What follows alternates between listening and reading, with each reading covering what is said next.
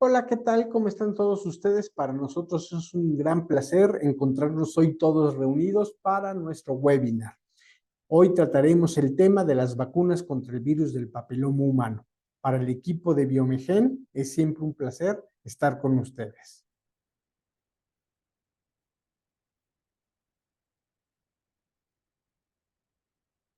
Muy bien, comencemos nuestra charla del día de hoy recordando la estructura molecular de los virus del papiloma humano, del VPH. Como pueden observar, el virus del papiloma humano está formado por una cápside de proteínas que lo protegen de las condiciones del medio ambiente, y dentro de esta cápside de proteínas la más importante porque sobresale es la proteína L1. En su interior oculta está la proteína L2, que después veremos juega un papel muy importante para el proceso de reconocimiento de receptores de la célula hospedera y la infección intracelular. Esta proteína L1, lo podemos observar en este esquema, pues claramente es una proteína que está expuesta al medio ambiente, lo cual puede ser fácilmente reconocida por las células del sistema inmune. Esas características siempre son muy importantes porque nos dicen, cuando menos de manera intuitiva, aunque la ciencia no siempre es intuitiva, que es muy probable que L1 sea una proteína con una capacidad antigénica muy poderosa. Eso quiere decir que sea una proteína que pueda funcionar como antígeno y despertar la respuesta inmune. Luego, en su interior tenemos un DNA que forma un minicromosoma, que está unido a nucleosomas, y no contamos con ninguna enzima o proteína replicativa. Ahora, ¿cómo funcionan las vacunas? En este esquema, que está muy artístico, trataremos de recordarlo, ¿no? Aquí tenemos una infección viral normal, y aquí pues lo que hace la vacuna. Entonces, en principio, lo que intenta la vacuna es emular las condiciones de una infección normal. Cuando un microorganismo como un virus nos infecta, lo primero que ocurre es que el sistema inmune innato, a través de células presentadoras de antígeno, lo fagocita. Dentro de las células presentadoras de antígenos más importantes están los macrófagos, y aún de mayor relevancia las células dendríticas. Como pueden ver, las células dendríticas fagocitan al virus, lo destruyen en su interior, se producen entonces múltiples fragmentos. Alguno de estos fragmentos puede ser un antígeno importante, y una vez que esto ocurre, entonces la célula dendrítica madura del sitio donde se está llevando la infección y va a migrar hacia los nódulos linfáticos. Entonces, aquí en azul intenso veríamos un nódulo linfático, y la célula dendrítica, que es una célula presentadora de antígenos, como lo podría ser el macrófago, madura. Este proceso de maduración involucra que algunos de estos fragmentos sean exhibidos a través de unas proteínas muy importantes que se llaman complejos de histocompatibilidad. Hay de clase 1 y de clase 2. Estos complejos de histocompatibilidad se exhiben en la superficie de las células con un fragmento de una proteína que es fuertemente antigénica, o sea, despierta de manera muy potente la respuesta inmune. Y esto lo que hace es activar a unos precursores de células T, que se llaman células T coadyuvantes, los cuales, una vez que maduran, permiten a su vez que se activen un conjunto de células que se llaman células T asesinas. Estas células ya son capaces de patrullar todos los confines de nuestro organismo en búsqueda de células que tengan algún tipo de virus o agente infeccioso intracelular, y cuando lo encuentran, porque esas células también presentan sistemas de presentación de antígenos, entonces la interacción de la célula asesina con la célula infectada va a inducir que la célula del hospedero que esté infectada sea destruida por apoptosis o por algún otro recurso celular, pero finalmente lo que se busca es que no se propague la infección. Por otra parte, estas células T coadyuvantes, viene de que ayudan, pues también lo que hacen es un proceso muy parecido con otro conjunto de células, que aquí está exhibido en amarillo, que son células B inmaduras, Estas células B inmaduras, como todos sabemos, una vez que maduran, lo que van a ser capaces es de producir grandes cantidades de anticuerpo que son capaces de neutralizar la acción, por ejemplo, de los virus. En la siguiente diapositiva vemos qué ocurre en un nuevo intento de infección. Entonces nos vacunaron, tuvimos un conjunto importante de células B y de células T. Un conjunto de estos van a formar lo que se conoce como memoria inmunológica, están listas y presentes, ya no se necesitan todos los pasos adicionales que vimos en la diapositiva anterior, y ante la presencia de un virus, inmediatamente van a actuar, se van a activar y van a permitir que haya un proceso de neutralización, ya sea por medio de anticuerpos o por medio de acción celular, muy efectivo, evitando entonces que se desarrolle una infección a mediano o largo plazo que va a cursar con una serie de síntomas, evitando así entonces que se desarrolle la enfermedad. Ahora, teniendo esto en mente y conocimiento es poder, y teniendo todo este conocimiento básico, ¿qué ha hecho la biomedicina y más recientemente la biotecnología moderna? Pues aplicar este conocimiento para el desarrollo de estas maravillosas herramientas preventivas que son las vacunas, ¿no? ¿Qué tipo de vacunas son las más comunes? Pues primero que nada las atenuadas, en donde los virus o cualquier tipo de microorganismo entero y vivo, pero debilitados, son inyectados y entonces hay un mínimo grado de reproducción, lo que va a prolongar la exposición de antígenos a las células inmunitarias y no van a causar la enfermedad, ¿no? Por otra parte, también podríamos tener virus inactivos o microorganismos que, aunque completos, estén muertos. Y esto lo que va a generar es que al ser incapaces de reproducirse, pues no causan la enfermedad, pero pueden entonces activar al sistema inmune, ya que estos pueden ser fagocitados a través de células presentadoras de antígenos como las células dendríticas. Por último, nos vamos ahorrando pasos, como ven, hay ahí una racionalidad realmente sorprendente. En realidad, lo que está aprendiendo la respuesta inmune no es la presencia del microorganismo entero, no es la presencia de todo el virus, sino la presencia de una proteína que es fuertemente antigénica, incluso ni siquiera de la proteína completa, sino de un fragmento de esa proteína que se llama epítope antigénico. Entonces, pues, ¿por qué no inyectar el epítope antigénico o la subunidad de la proteína para hacer que haya un reconocimiento por parte de las células inmunitarias innatas, como por ejemplo las células dendríticas, y prender la respuesta inmune? En este maravilloso esquema podemos resumir entonces varias etapas en la evolución histórica del desarrollo de vacunas. Primero que nada, las vacunas tradicionales pues son con virus atenuados que se producen a través de múltiples divisiones, pasándolas por células animales y humanas, lo cual las hace caras y las hace lentas en su producción, pero un virus atenuado pues se inyecta, este se puede replicar en una célula. Una vez que el virus está replicado, pues es fagocitado por una célula dendrítica, se produce entonces una respuesta inmunitaria por medio de la presentación celular de antígenos mediada por los complejos mayores de histocompatibilidad.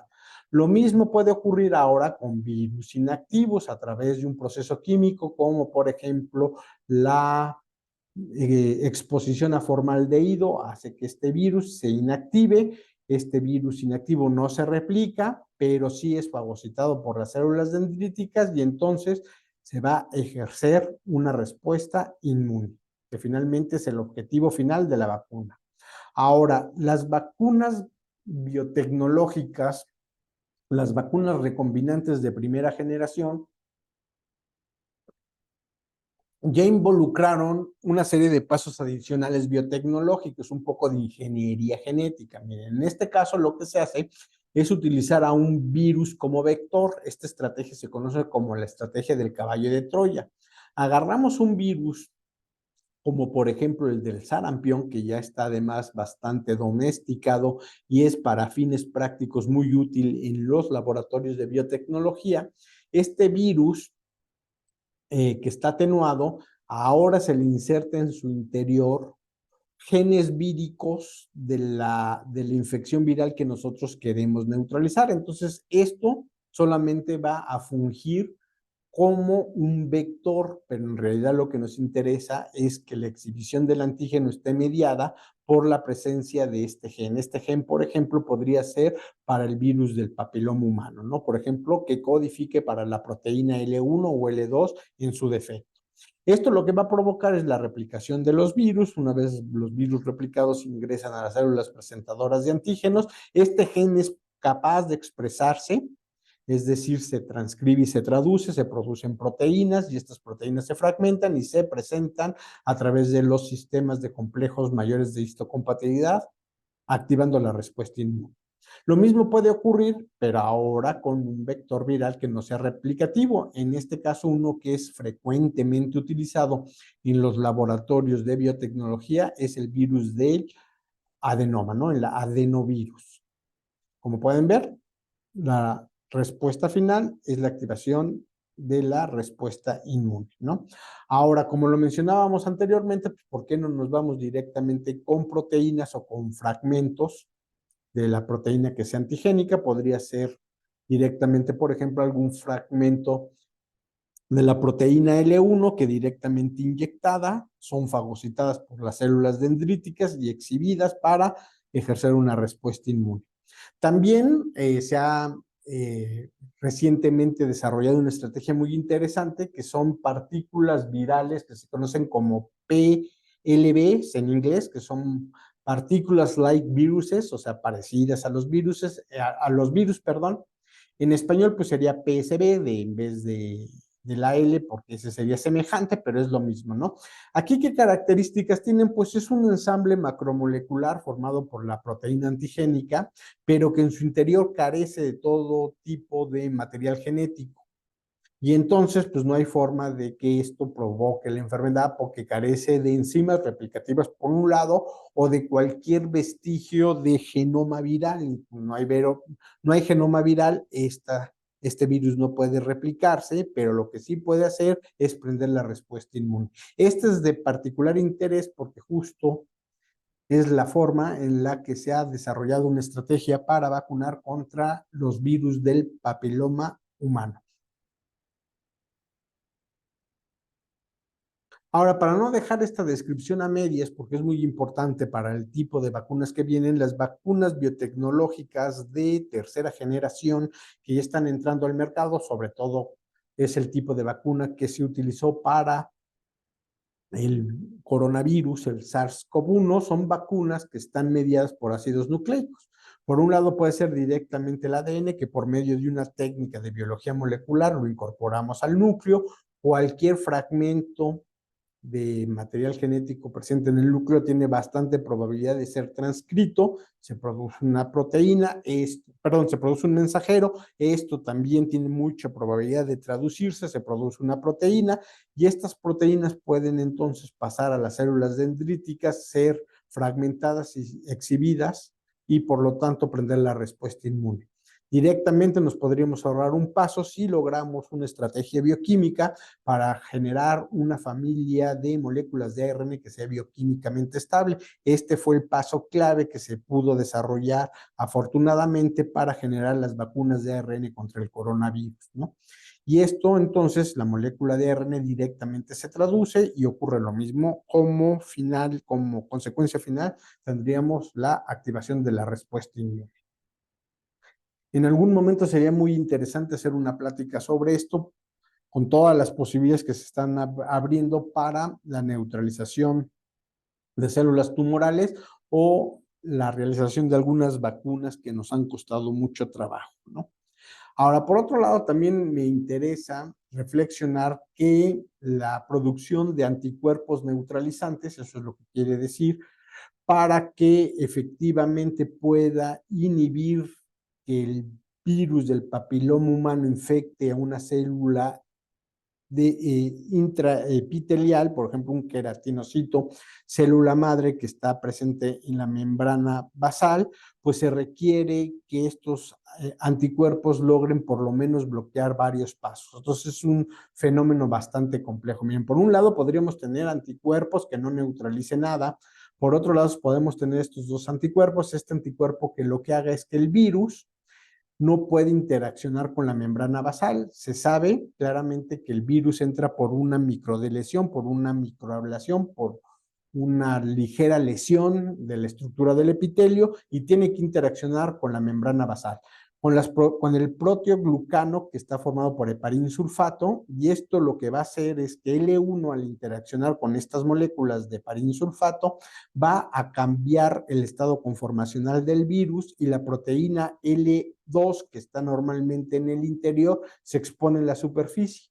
Si no ocurre este cambio conformacional, no puede haber proceso infeccioso, porque en realidad L2, una vez que se expone, tiene que sufrir un procesamiento proteolítico mediado por furina, se corta, y eso produce un péptido fusión que permite la interacción del virus con la membrana del queratinocito, y entonces la introspección, la entrada del virus mediado por endocitosis, y una vez que el virus entonces se aloja en el citoplasma de la célula, se desensambla y se liberan los mini cromosomas que inmediatamente viajan al núcleo, esperando que este núcleo entre en mitosis para que cada vez que se replique o se divida vía mitosis estas células, puedan entonces también dividir al genoma viral, ¿no? Entonces también podríamos tener un proceso que inhiba acá, o bien uno que incluso inhiba acá la exposición de L2. En realidad ahora tenemos evidencia que la proteína L1 es fuertemente inmunogénica y que lo que hace es inhibir este paso.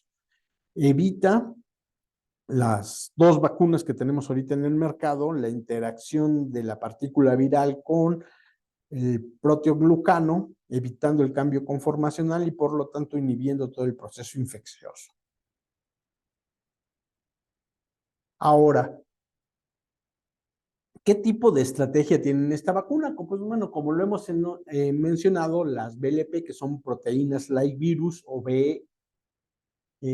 PSB, que son partículas virales semejantes a virus, tienen estas características. Vean, a partir de la evidencia que tenemos que L1 es una proteína que está formando la nucleocápside, está en contacto, seguramente pues tiene un potencial inmunogénico muy fuerte, pues las autoensamblamos solo, y en su interior, como pueden ver en el caso de estas partículas semejantes a virus, no tienen el minicromosoma y también está ausente L2. Entonces, lo único que es que esta estructura es fuertemente inmunogénica, es decir, va a producir cantidades o títulos muy importantes de anticuerpos neutralizantes.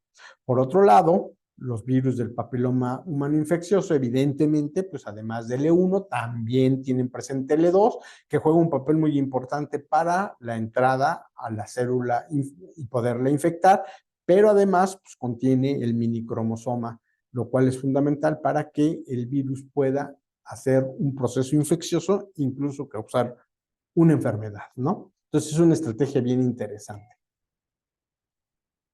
Ahora, ¿qué tipo de vacunas contra el virus del papiloma humano ya existen en el mercado? Pues como pueden ver, hay de dos tipos fundamentales desarrollados por dos casas comerciales diferentes.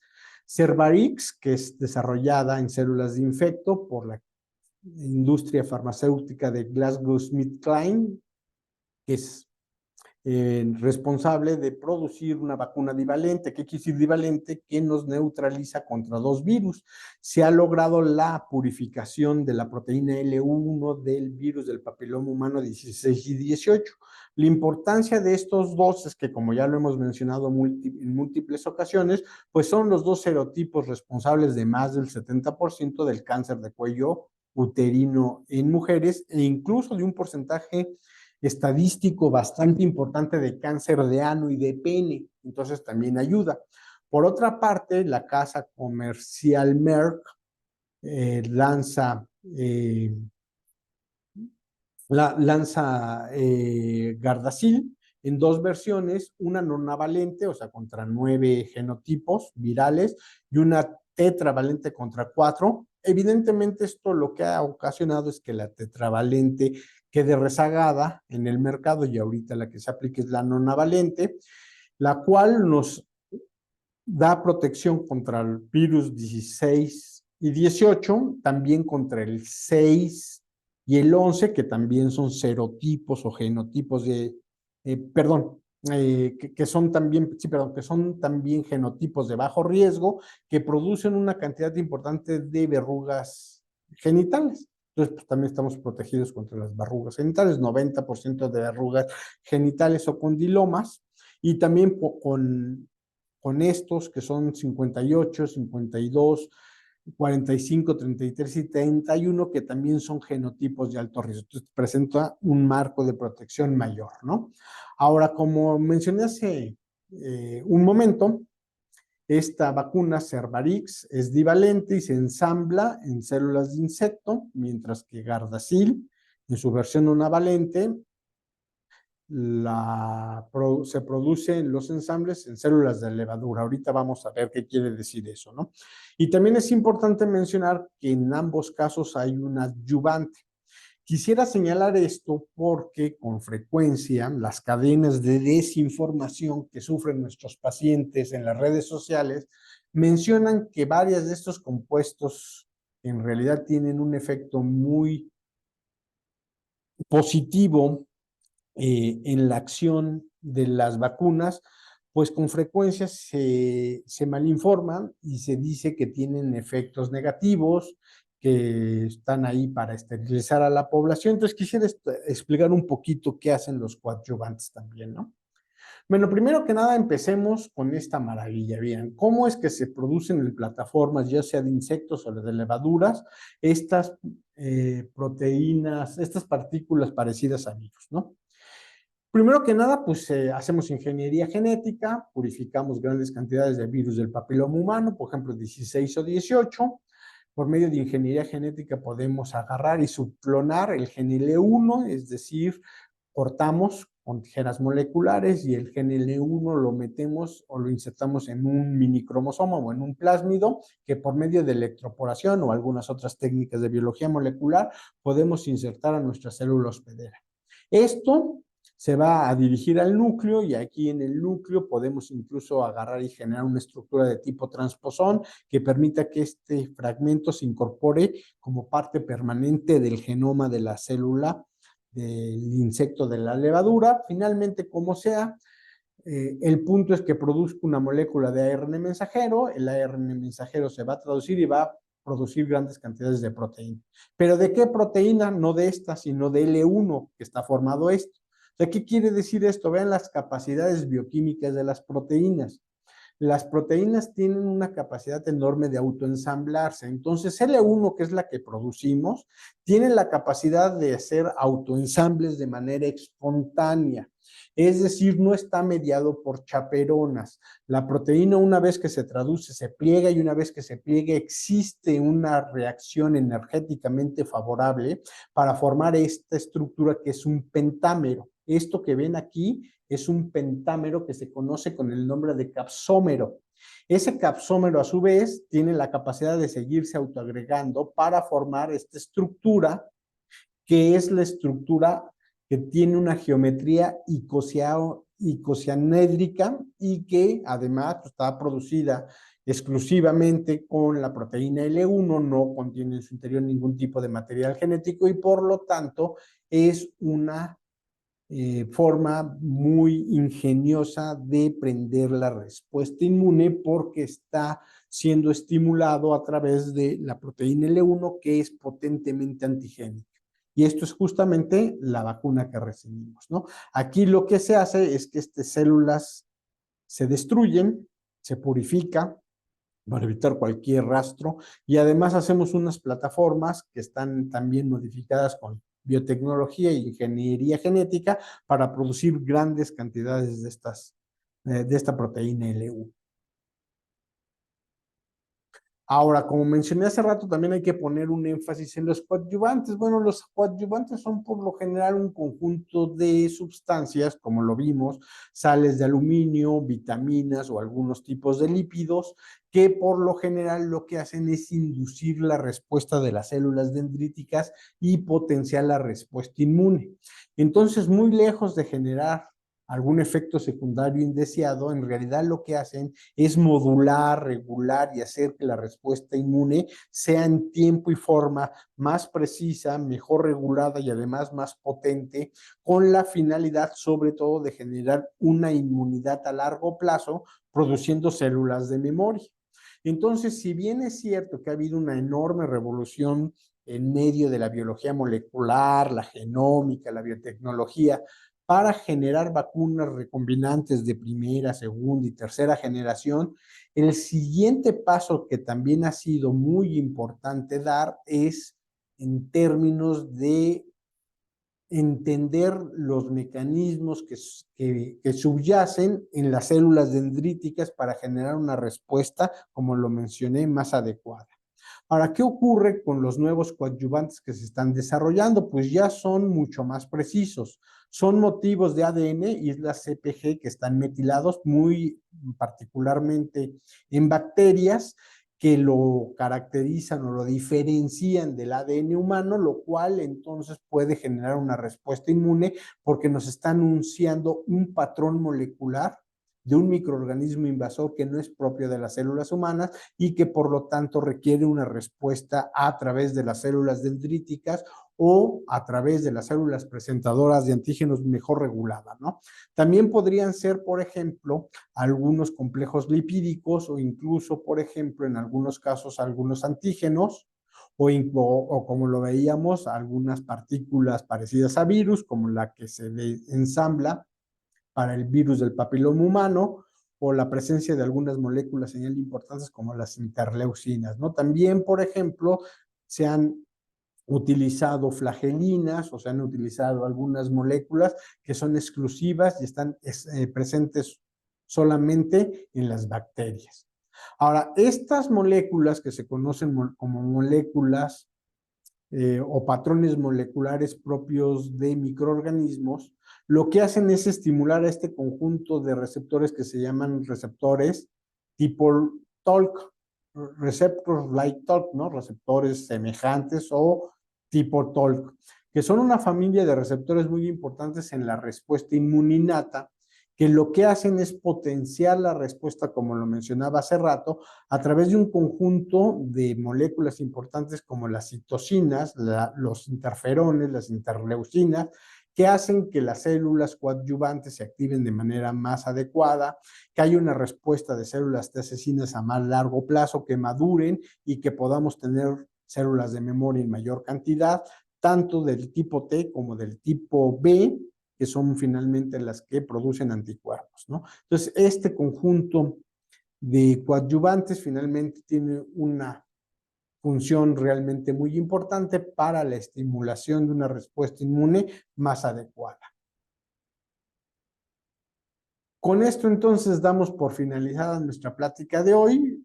Como siempre, dejamos nuestros contactos para que se comuniquen con nosotros, nos hagan preguntas, podamos tener una comunicación más cercana y eficiente con ustedes, podamos resolverle dudas y para cualquier comentario que tengan con respecto a esta plática o alguna otra cosa, pues aquí estamos con todo gusto el equipo de Biomegen.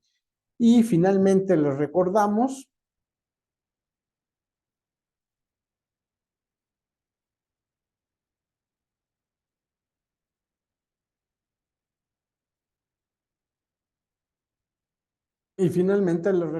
nuestra promoción con precios especiales para nuestros médicos los días viernes y los sábados. Comuníquense con nosotros a través de una prueba molecular de un tamizaje adecuado de 19 serotipos presentes para el BPH. Por nuestra parte ha sido todo y quedamos a sus órdenes. Que tengan ustedes muy buena ciencia.